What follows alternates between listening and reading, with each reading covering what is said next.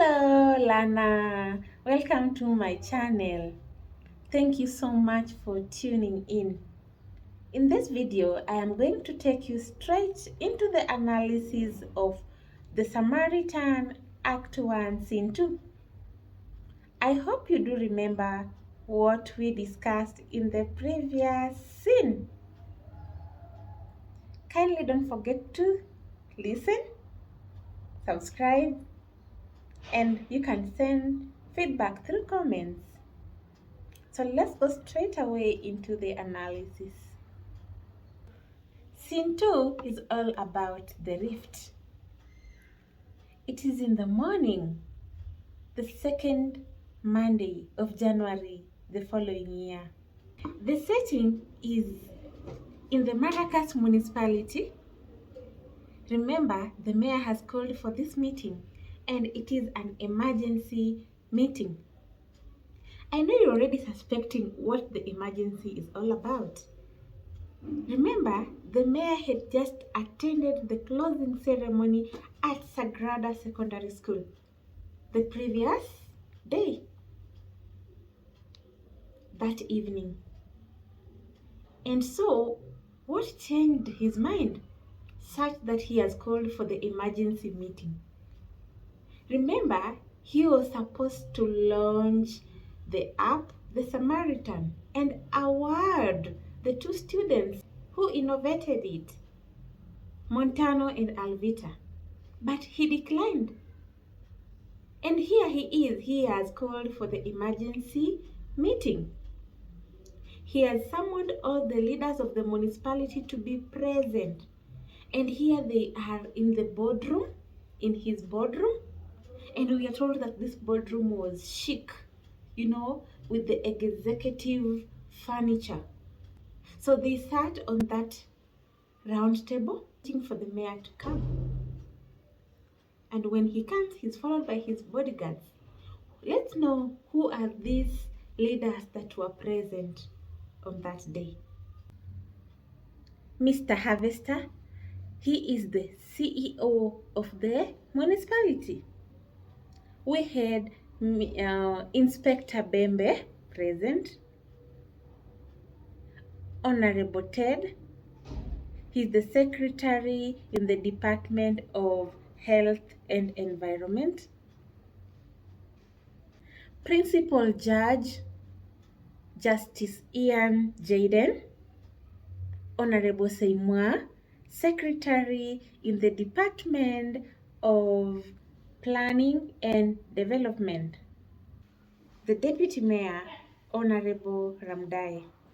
So when the mayor gets to the meeting, he honors the leaders and he thanks them for keeping time. And he starts off by explaining what the emergency meeting is all about.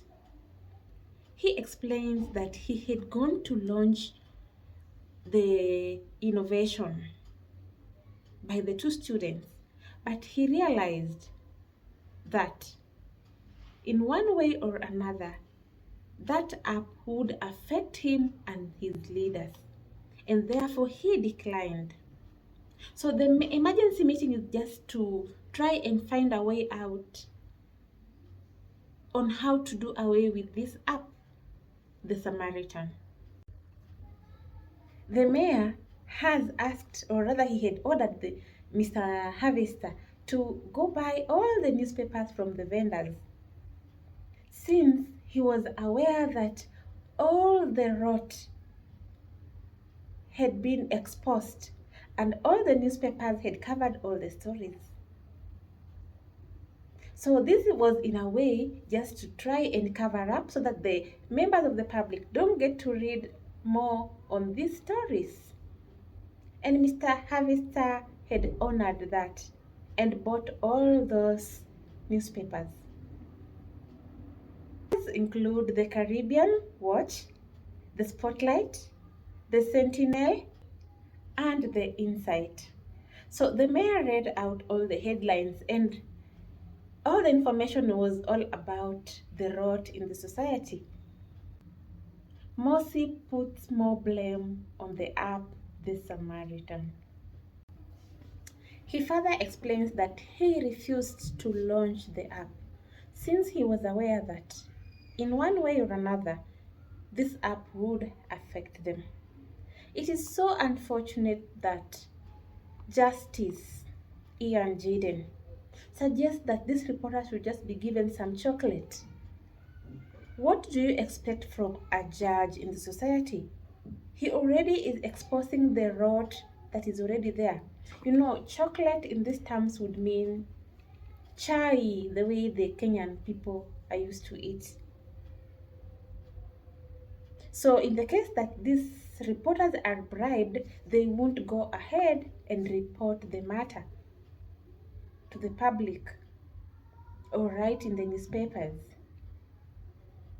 Seymour, Honorable Seymour, actually suggests that this reporter should just be paid, and in this case, they won't go ahead to report such news. There are so many allegations reported in these newspapers, the latest being the public outcry over companies that bill the municipality large bills without delivering the services. For example, supplying air. So these details have been unearthed in the app The Samaritan. And Ted and Seymour are actually culprits.